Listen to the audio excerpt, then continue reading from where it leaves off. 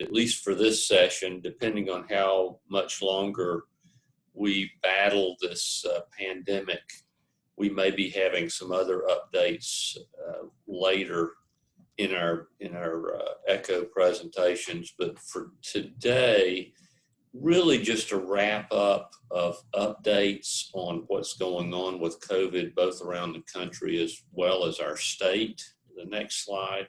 So I really pulled together the most recent data that I could globally from data in the medical journals, and this was from JAMA November 11th, where there had been documented 47 million global cases of COVID-19, 1.2 million deaths. The problem, we really don't know how many patients that are positive for COVID are asymptomatic, because most of those don't get tested unless you're being tested for other reasons. But we just know that 20% of the symptomatic patients progress to severe and critical disease. Next slide. In our own state, we've seen a resurgence over the last few weeks of positive COVID cases.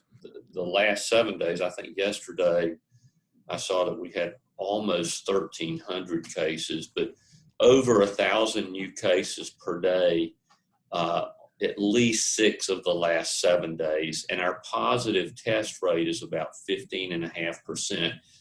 And the goal is to have that down to less than 5% when the pandemic is quote unquote controlled. In our state, where it has been the Midlands and the Low Country leading the charge with more cases, it tends to be the upstate and rural areas in the upstate that seem to be leading right now. We've had a total, at least through the 15th, of 184,000 cases, plus a few, and about a 2% death rate, which is around the national average in the United States. Next slide. So this is just the most recent CDC report that I wanted to make sure that everybody had heard about. This really hit the press about a week and a half ago and got a great deal of attention. And it really is some good data that comes from our CDC. They had over 1 million women, 15 to 44 years of age, 1.3 million women. And of that, 35% they had pregnancy information on. So out of all of those, there were 89% symptomatic of COVID. And this is a very large, if you look at global data, the largest number of reported pregnant patients with COVID. So 23,434, or 5.7% of that population with pregnancy info that were pregnant with COVID. So it gives us a population that we can really draw some information and help us glean what are the effects of COVID in pregnancy. So the next slides, I'm just going to go through a breakdown of the cases of pregnant women versus non-pregnant. The first has to do with admissions to the ICU. And you can see that 10.5 per thousand pregnant cases were admitted to the ICU compared to 3.9 in non-pregnant. So basically an adjusted odds ratio of 3. So significantly increased risk for that. As far as needing to be intubated and on the ventilator, adjusted odds ratio of 2.9, so 2.9 per thousand versus 1.1 per thousand non-pregnant. Next slide. And then ECMO, everybody talks, so these are the sickest of the sick. Unfortunately, you don't see many of these cases. This shows that pregnant women had ECMO more often than non-pregnant cases. You're dealing with such small numbers. It's really difficult to say that this is a significantly increased risk for pregnant moms, but an adjusted odds ratio of 2.4. And next slide. And then I think this is the last one. It's death from COVID, showing that pregnant women do lead in deaths per case compared to non-pregnant cases, but I think it's very important to look at the numerator and denominator. So there were 34 deaths in the pregnant population over a denominator of 23,000. If you look at the non-pregnant cases, many more cases, 447 deaths over a denominator of 386,000. So while there is quote unquote, and this is what really hit the press, a 70% increase in mortality in pregnant patients with COVID, you have to understand that we're talking about very small numbers. And even in the pregnant patients, the death rate is very, very low. So that's the good information. The bad is that it is slightly increased in pregnant patients. Next slide. So again, just what I just said, definitely increased in pregnancy, but actual risks are low. Next slide.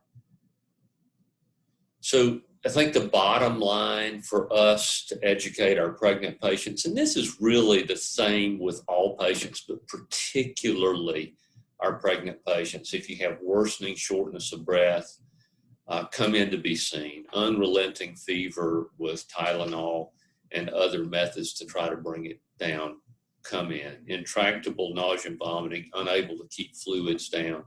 And obviously the usual OB concerns.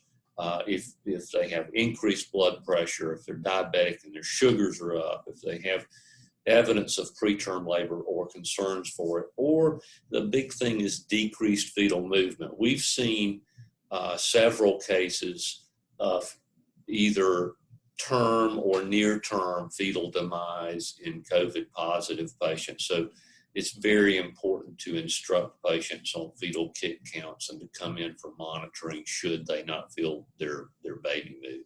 Next slide. So the key, though, I think for all of us to talk about with our patients is prevention, and emphasize that to patients and their families, particularly as they get close to their time for delivery, to really batten down the hatches and stay in, do the masking, limit exposures to anybody that you might suspect having an infection, stay away from crowds. And it's interesting, the one biggest risk factor for COVID positivity in a large cohort that was just published this past week, and they looked at many, many variables. The most common variable that was related to positivity was going out to restaurants. And now that a lot of those restrictions have been lifted, more and more people are going out. So I would say continue to be careful and have your pregnant moms probably restrain from that as much as possible, particularly in the last few weeks. Next slide. So this is a slide that Donna had last time, and I really liked it, and that's why I put it up again. I think it just shows that if we continue to be very careful with masking, we're going to follow that bottom line and try to maintain a low level. Using the easing up of restrictions is the next line, that I think it's purple, that shows that we'll increase the numbers just like we did in March and April. But then if we really stop with all of our restrictions and don't wear masks and resume just normal activities, we're going to see a tremendous spike. So masking has been shown to help. If we do nothing but maintain masking in our populations, that is probably the most critical thing that we as a society can do to try to decrease our transmission rate. Next slide. So a few takeaways. We've got several other things that I just want to touch on. ICU admissions were increased for pregnant patients. And why is that? I think, and Donna can touch on this later and give her opinion, I think that it's because we're a little bit more cautious with our pregnant patients. Many of these patients have a little bit more shortness of breath baseline because of the elevation of the diaphragm. And I think we're just more quick to put those patients in the ICU than we might be the general population. And the death rates are low. Next slide. This is always interesting, and you hear more and more about it, but with the data from the CDC, this really was poignant. Hispanics and Blacks accounted for 14.1% of the number of patients included, but accounted for over a third of the deaths. So that population accounted for 36.6% of the deaths. 26.5% of the pregnant deaths were Hispanic and Black, and 37 of the non-pregnant. So huge risk factor for mortality. Next slide. The absolute risk for severe associated outcomes are low, but pregnancy definitely increases those risks in the end. Next slide. So treatment updates, not really much has changed. There's still a lot of study that's going on. Steroids, the dexamethasone use has definitely shown a decreased 28-day all-cause mortality, and it increases the ventilator-free days. So it is definitely a positive that dexamethasone is being used, pretty much universal for severe disease. Remdesivir definitely reduces the time to recover in hospitalized patients, and that's either a 5 or 10-day course. Bring on a chair. DVT prophylaxis has been shown to be beneficial. Convalescent plasma is a little bit more controversial, and nobody really is certain. It's still being used at many centers, and we're still using it actually here. Next slide. Indirect effects of COVID-19, there is a tremendous strain on our mental health system, and I think that we're going to see that further. That goes not just to the patients that are impacted, but it also goes to the healthcare system and healthcare workers and providers. The impact of this is going to be so far-reaching and very, very difficult to put a number on, particularly financially. But I do know even in our own system, we just don't have the resources available to handle the appointments that are needed for this type of counseling and care.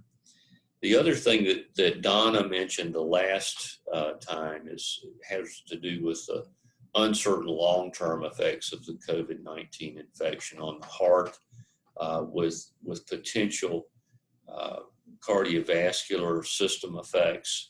There's some data that just recently is out that one of the major causes of increased mortality in hypertensive patients with COVID is that COVID infection seems to make hypertension extraordinarily worse.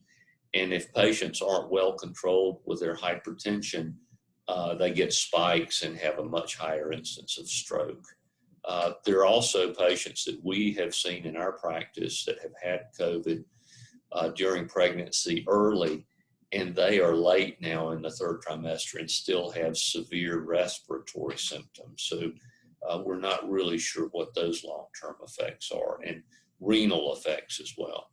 Next slide. I think this is the most important thing that we're working on. I know that we have a study going on here that's a multi-center trial looking at therapy for early mild disease using antivirals. Very difficult to get patients enrolled in these studies, and we're trying to increase those numbers. Vaccines are on the scene, and they're coming up soon. We hope that by March to April, we will have a vaccine. It'd be great if it happened before then, but the studies looking at the phase 3 trials are very, very reassuring, much better than I had anticipated with effectiveness. And we're still looking for therapies for severe disease, but at least right now, steroid use and remdesivir is still our best hope, and get those patients into the hospital. And I think that's the last slide.